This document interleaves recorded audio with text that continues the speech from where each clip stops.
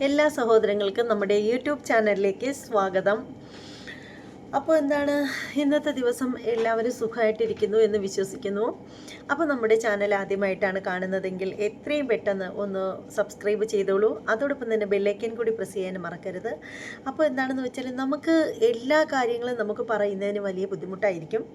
പല കാര്യങ്ങളും നമുക്ക് തുറന്നു പറയാൻ നല്ല വിഷമമുള്ള കാര്യങ്ങളായിരിക്കും. എന്നാൽ വേറെ ചില ആളുകളുണ്ട്, അവർ എന്തും ആരോടും വിളിച്ച് പറയാൻ അവർക്ക് ഒരു മടി ഉണ്ടാവില്ല. അപ്പോൾ അത്തരത്തിൽപ്പെട്ട ഒരു പ്രിയപ്പെട്ട ഒരു സഹോദരനുണ്ട്. അപ്പോൾ ആ ഒരു സഹോദരന് ചില കാര്യങ്ങളൊക്കെ അദ്ദേഹം വെട്ടി തുറന്നു പറയും. അദ്ദേഹം ആരുടെയും മുഖവും നോക്കില്ല, ഒന്നും നോക്കില്ല. അപ്പോൾ അത്തരത്തിലുള്ള ഒരു സഹോദരന് പറയാനുള്ള ചില കാര്യങ്ങളൊക്കെ ഉണ്ട്, അതങ്ങ് കേട്ട് കളയാം. എന്തും ആരെയും കൂസാതെ പറയുന്ന നമ്മുടെ സഹോദരൻ്റെ ചില വാക്കുകൾ നിങ്ങൾക്ക് കേൾപ്പിച്ചു തരാം. പക്ഷേ നമ്മുടെ സഹോദരന് ഒരു കുഴപ്പമുണ്ട്, അദ്ദേഹത്തിൻ്റെ ഭാഷ കുറച്ച് കഠിനമാണ്. അതുകൊണ്ട് കേൾക്കുന്നവർക്ക് കുറച്ച് ബുദ്ധിമുട്ടായിരിക്കും. അപ്പോൾ എല്ലാവരോടും ക്ഷമിക്കുക എന്നാണ് ഞാൻ പറയാൻ ഉദ്ദേശിക്കുന്നത്.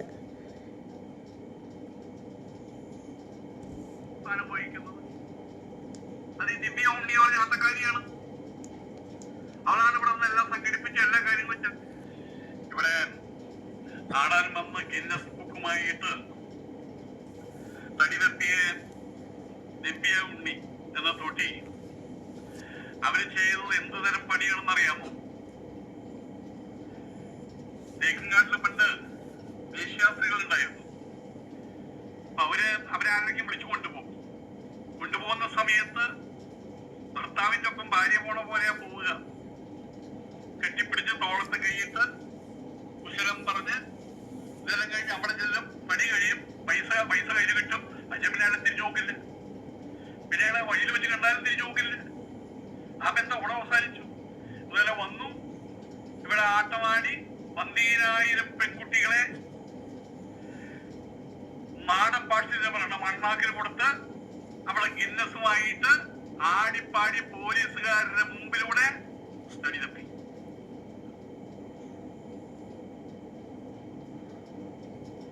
നമസ്കാരം. കേരളത്തിൽ എന്തും നടക്കും, എന്തും നടത്താം.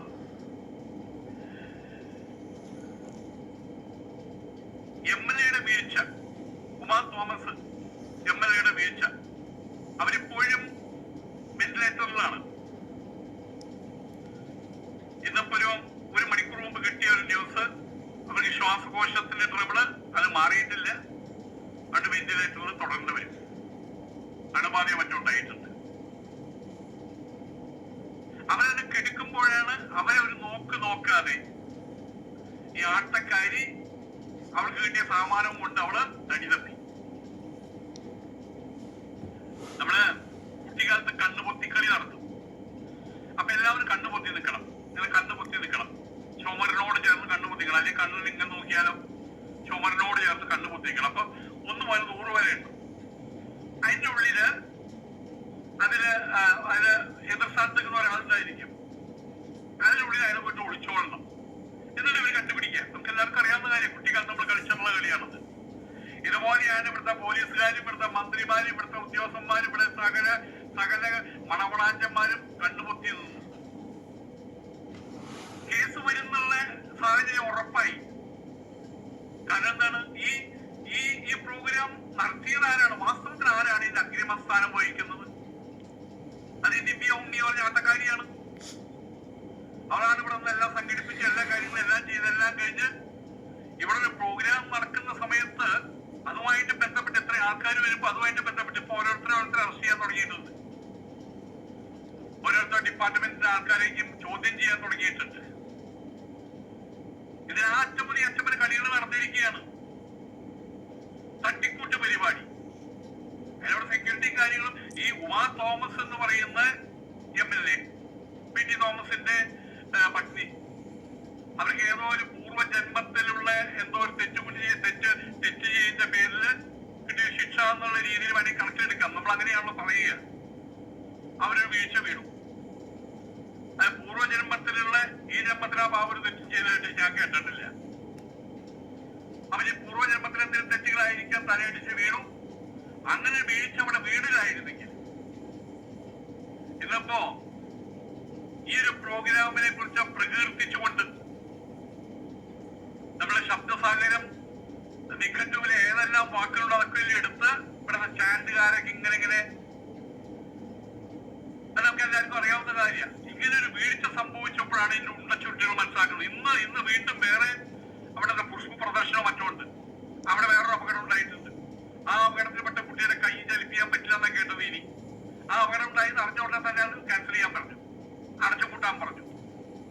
കാരണം എന്താണ്, അപ്പോൾ ഈ അടച്ചുപൂട്ടി എല്ലാ കാര്യങ്ങളും സെറ്റിൽ ചെയ്ത് തടി കഴിച്ചിലാക്കുക, അതാണ് ഇപ്പൊ ഉദ്ദേശിക്കുന്നത്. അപ്പൊ അവിടെ എന്തോ കള്ളക്കളികൾ അവിടെ നടന്നിട്ടുണ്ട് സാരം.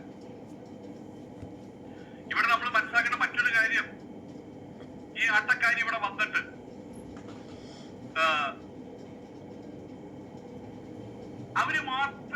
അവരെ മാത്രം പ്രൊജക്ട് ചെയ്തുകൊണ്ട്,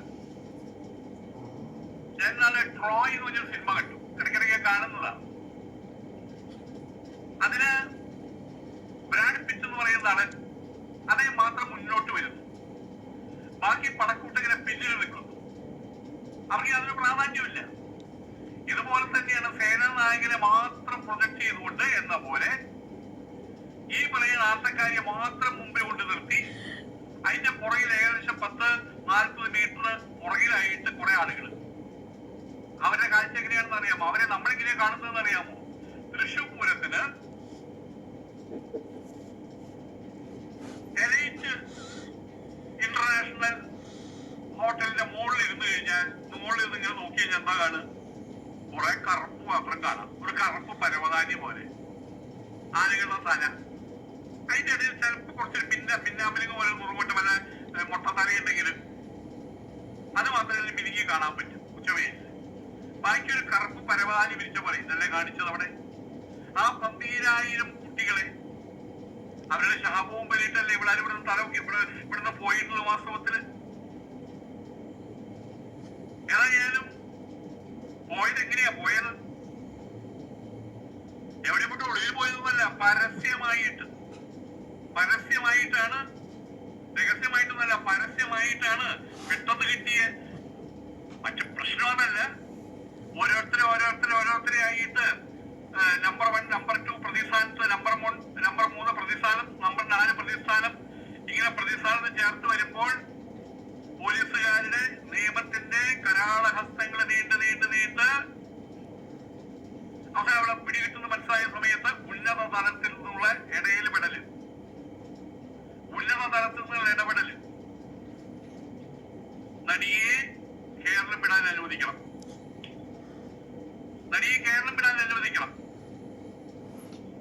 ഉന്നത തലത്തിൽ ഇടപെടല്. ഇവിടെ എന്ത് ചെയ്തു? കണ്ടുപൊത്തി കളി ആരംഭിച്ചു. എല്ലാ ഡിപ്പാർട്ട്മെന്റിലുള്ള ആൾക്കാരും കണ്ടുപൊത്തി. അപ്പ കിട്ടിയ വിമാനം, സിംഗപ്പൂർ വിമാനം കിട്ടിയത്. സിംഗപ്പൂർ വിമാനത്തിൽ പറഞ്ഞു, അവിടെ നിന്ന് ഓടി രക്ഷപ്പെട്ടു. അത് കഴിഞ്ഞിട്ട് അവിടുന്ന് അമേരിക്കയിലേക്ക് മടങ്ങി. ഇപ്പോൾ കേസ് എടുത്തിട്ടില്ല എന്നാണ് അറിയുന്നത്. കേസ് എടുത്തു കഴിഞ്ഞാൽ പിന്നെ അത് മുങ്ങിയെന്നാവില്ലേ? പിടികിട്ടപ്പള്ളി എന്ന് പ്രഖ്യാപിക്കില്ല, കേസ് എടുത്തിട്ടില്ല. ഏതായാലും രാത്രി 11:30 കൊച്ചിയിൽ നിന്ന് സിംഗപ്പൂർക്ക് ആദ്യം പോയത്. അവിടെ നിന്ന് അമേരിക്കയിലേക്ക് പോയി. ഇനിയിപ്പോ എന്തായി? ഇനിയിപ്പോ ഈ 12,000 കുട്ടികൾ മാത്രമല്ല, അവരുടെ അച്ഛനമ്മ, അവരുടെ സഹോദരിമാർ, അവരുടെ കുടുംബം, 12,000 കുടുംബത്തിലെ ആളുകളെ നോക്കിയിട്ട് അവളെന്താ കാണിച്ചത്? ഇതല്ലേ കാണിച്ചത്? ഉദ്യോഗാന്വേഷന്മാർ അവര് പിന്നെ അത് മറ്റേ ഐക്യമുന്നണിയാണല്ലോ. അവരുടെ സഹായമാണ് ഇവിടെ കണങ്ങാൻ പറ്റും. ഈ പ്രത്യേക സാഹചര്യത്തിന് അവര് നിരീക്ഷണത്തിന് കീഴിലായിരിക്കുമല്ലോ. ആയതുകൊണ്ട് തന്നെ അവരെ ചുരുങ്ങിയ നിമിഷത്തില് അമേരിക്കയിലേക്ക് ഡയറക്റ്റ് വിമാനം ഉണ്ടോന്ന് അറിയില്ല. മറ്റേ പപ്പ പറഞ്ഞു എഞ്ചിനീയർ ആകും, ആയി, ഹസ്ബൻഡ് ആകും. നിമിഷത്തില് അമേരിക്കയിലേക്ക് ഡയറക്റ്റ് വിമാനം ഉണ്ടോന്ന് അറിയില്ല. മറ്റേ നെടുമ്പാശ്ശേരിയിൽ നിന്ന്. ഏതായാലും അതിനൊന്നും കാത്തു നിന്നില്ല. ആദ്യം കിട്ടിയ വിമാനത്തിൽ കയറി ഇവിടെ മലപ്പുറത്ത് പറഞ്ഞ പോലെ ഊള് കഴിച്ചതായി. ഇനി ബാക്കി കുറെ ആൾക്കാരുണ്ട്, ചൂടിക്കയറി കെട്ടാൻ നിന്നവരും അടിച്ചു വാനുന്നവരും ഇതിലേക്ക് പിടിച്ചു ചെല്ലിടും.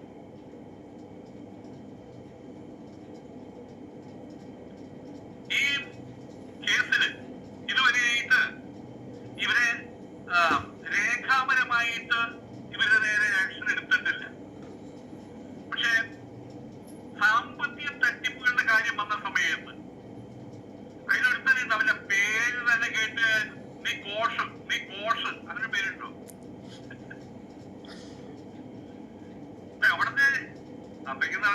തുടങ്ങിയത് അർത്ഥം. ഇങ്ങനെയുള്ള ഇവർക്ക് ഇനി എന്തെല്ലാം കാര്യങ്ങൾ ചെയ്ത് കൂട്ടിയിട്ട് പിന്നെ വേറൊരു പ്രധാനപ്പെട്ട ഒരു കാര്യം, ഇങ്ങനെ ഇവിടെ നടന്ന പല ഇൻസിഡന്റുകളും പല മെഗാ പ്രോഗ്രാമുകളും അതിലെല്ലാം ഏത് നരകാഗ്നിയുടെ പേരെ വെച്ചാണ് നടത്തിയ ദൈവത്തിനറിയാം. എന്തോ പലരും രക്ഷപ്പെട്ടു പോകുന്നു മാത്രം. എല്ലാവരെയും കൊണ്ട് കൂട്ടിലടച്ചിട്ട് പലയിടത്തും ഒരു ലഹരിയിലെ പുറത്തേക്ക് പോകാൻ പറ്റുന്ന സാഹചര്യം ചവിട്ടിക്കൂട്ടിൽ അങ്ങനെ കുറ്റാത്ത കുറെ ആൾക്കാരുണ്ട്. ഈ ഒരു സംഭവത്തിൽ ഇങ്ങനെ ഒരു ചെറിയൊരു പ്രശ്നം ഉണ്ടായില്ലെങ്കിൽ ഒന്നും പുറത്തു വരില്ല. ഇപ്പൊ നോക്കിയപ്പോ ഒരു തിരി പുറത്തു വെച്ചാണല്ലോ, പടകം പൊട്ടി പൊട്ടി പൊട്ടി പൊട്ടി പൊട്ടി ബോംബ് പൊട്ടുന്ന പോലെയാണ്. ഇവിടുന്ന് അവിടെ പൊട്ടി, ഇവിടുന്ന് പൊട്ടി, ഇവിടുന്ന് അവിടെ പൊട്ടി, അവിടുന്ന് ഇവിടെ പൊട്ടി, ഇവിടുന്ന് ഇവിടെ പൊട്ടി.